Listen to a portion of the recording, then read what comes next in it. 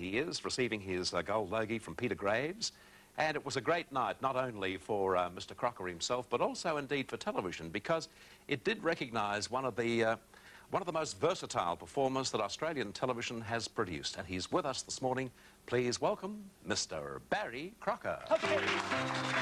Good to see you, Barry. I mean that too, in versatility, because I suppose that television is one industry in which you don't see a lot of versatile people in terms of performers. They usually channel themselves in one direction, don't they? More so now, I think, because, you know, it's the whole business has changed around people who sort of created.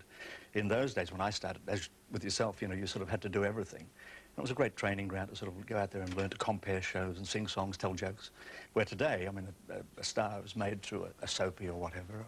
They're sort of categorised into one section, which is a shame in a sense. Yeah. How did you start out, Barry, in your illustrious career? Well, it was all to do with Geelong. It came about from sex, you know, desiring this girl in the chorus of the Geelong musical comedy. It's true. You see, that in itself is unusual for television, too. Yes. Yes. There's no sex in television anymore. No, that's how it all started, really. I mean, I was a professional bike rider at the time in Geelong, if you can call, you know, a 16-year-old gangly sort of youth. I had that wonderful age when my face was erupting and so were my pants. It was a bit like that, you know. No, it's true, you can be honest. I was sort of trying to be a sportsman, and I didn't have the body for it, really, and cycling was about the only thing I could do. And I fell in love with my to-be wife eventually, and I had to go into the Geelong Musical Comedy Company and audition for the chorus, and I did. I just found that I could sing, and that was the start of it. Once I put the old grease paint on, I'd gone, you know. When did you discover you had this amazing ability to imitate people? Well, that sort of started early, I think, because at school, you know, I used to do the Tarzans and all the actors and so forth. And I used to get in trouble in school, of course, in class. And so it was something that was in my ear all the time, you know, rather than fight, I'd make a funny noise at school. So it was there right from I don't know where it came from, because no one in my family were in show business or in any sense. I had a grandfather who was a bit of a drunk, and they told me that when he used to get smashed, he used to sing, you know, at the drop of a hat, and he had quite a pleasant voice when he was drunk, but he couldn't sing sober. So that's about the only key to my life, is someone in show business. But so somewhere in my ear, it was there, you know.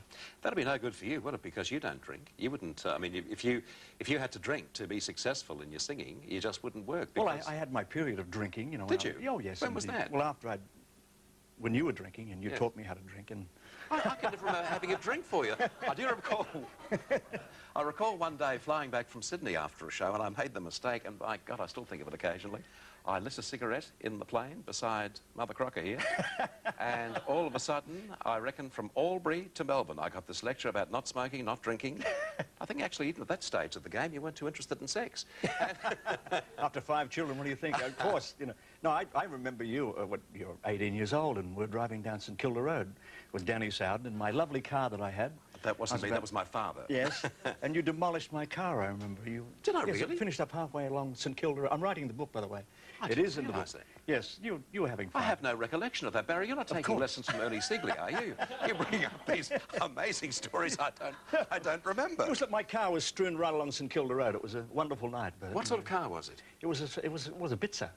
Right. It had made, I bought 108 pounds, I remember, and I was driving down Elmer Road one day, and the front wheel came off. I remember that. I said, oh, that's interesting. There's a wheel going by. Isn't that interesting? Then slowly my car sunk to the ground. Did you do the nuts on that time? I don't think so, no. But we had a lot of fun in that. You don't remember a great deal about it, and this is one of the reasons that I... really wonderful. I think actually we'd have to drop the song. You're starting to tell lies and get nasty. Barry, the song you're singing this morning is a lovely ballad, and in your care, a ballad is always in terrific company. Give us the background of this song. Well, this is one of the songs that we used to sing in the cabaret days of Melbourne. I don't remember those either.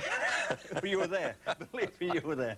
And it was the sort of song that you always you pulled into the centre of the show. You sat on a stool. A barroom song. A barroom song, and you had a drink of supposed whiskey, because in those days you couldn't sell whiskey. It was in a coffee cup, as you remember. I remember that bit. 5 shillings a pot.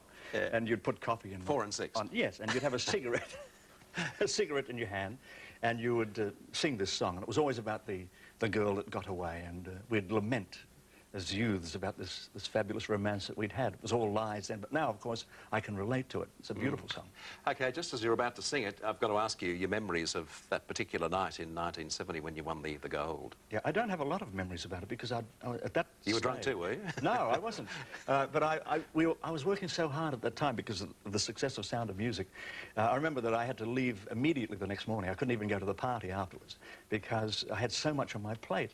And it's a shame because if you're going to win an award, you should be able to sort of relax and get drunk and fall over like many of our friends did. I remember that very well-known lady who was lying outside the door of one of the suites and who was well-known on television these days, and she was lying down. I said, "Oh, are you all right?" She said, "Yes, I'm terrific. If you see my husband in there, tell him I'm ready to leave." And that's... Well, that was the sort of... And Can you name names? No, I can't. Thank because, you know her, and we all know her, but... And we love she her. wouldn't like that. Yes. We love her. OK, she may be a guest a little later on the show, actually. We've got a little couch over there for her. But if you'd like to make centre stage, it's great to see you. Thanks for doing the show. Which way shall I go? Just right across. Straight through. OK. I really am very sorry about that memory thing.